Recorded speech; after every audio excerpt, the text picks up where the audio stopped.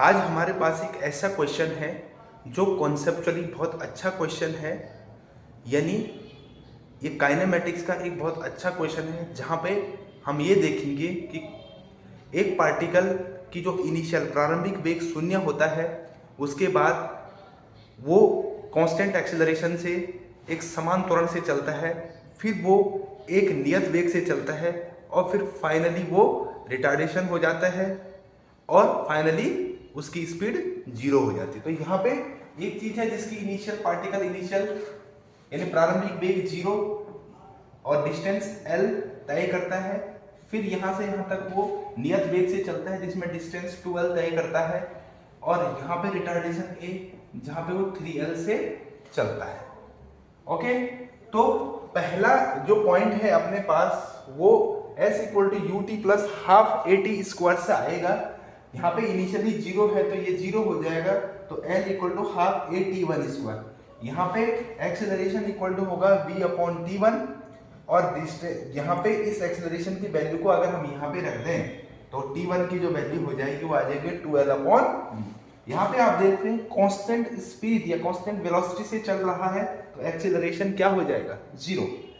तो acceleration zero होते ही अपने पास s इक्वल टू यानी ये वाला पार्ट जीरो हो जाएगा इसमें, तो s equal to u t यानी 2l इक्वल टू v यहाँ पे इनिशियल और ये इंटू t2, तो t2 equal to 2l upon v। तीसरा पार्ट c से d जो है वो रिटार्डेशन हो रहा है। अब रिटार्डेशन में वो कितना 3l डिस्टेंस से चल रहा है, तो v equal to u plus a three. यहां से अगर आप देखें फाइनल वेलोसिटी जीरो और u की जगह v आ जाएगा और a क्या हो जाएगा माइनस, तो t3 इक्वल टू हो जाएगा v अपॉन a। यहाँ पे नीचे एक्सेलरेशन निकालने के लिए v square equal to u square plus 2as यानी थर्ड इक्वेशन ऑफ मोशन का यूज करते हैं। Final velocity zero, initial v square minus का 2a इंटू एस कितना है 3l, तो यहां से आप देखें a की वैल्यू कितनी हो जाएगी v स्क्वायर अपॉन 6l। इस a की वैल्यू को हम यहाँ पे अगर रख दें तो यहाँ पे हो जाएगा 6l अपॉन v, ये आ जाएगा अपने t1 t2 और t3। अब हमें पूछा हुआ है एवरेज यानी औसत वेग अपॉन मैक्सिमम स्पीड। तो यहाँ पे जो maximum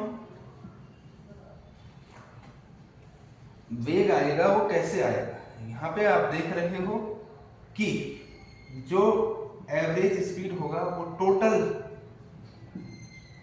distance upon total time, तो एवरेज हो जाएगा भैया टोटल डिस्टेंस l 2l और ये हो जाएगा 6l।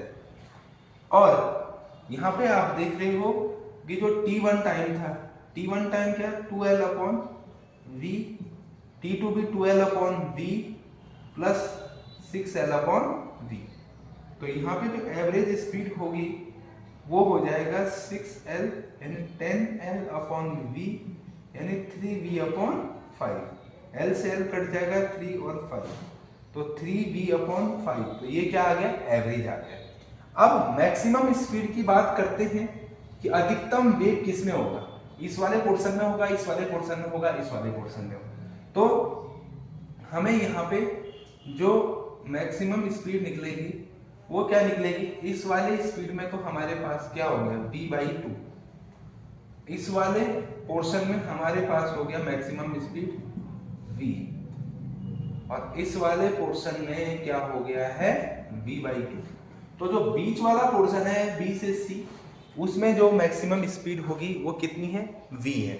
अगर इन दोनों का रेशियो देखें यानी मैक्सिमम स्पीड ही पूछे और सबसे पहले मैक्सिमम स्पीड क्या है v है, ये v/2 ये v/2।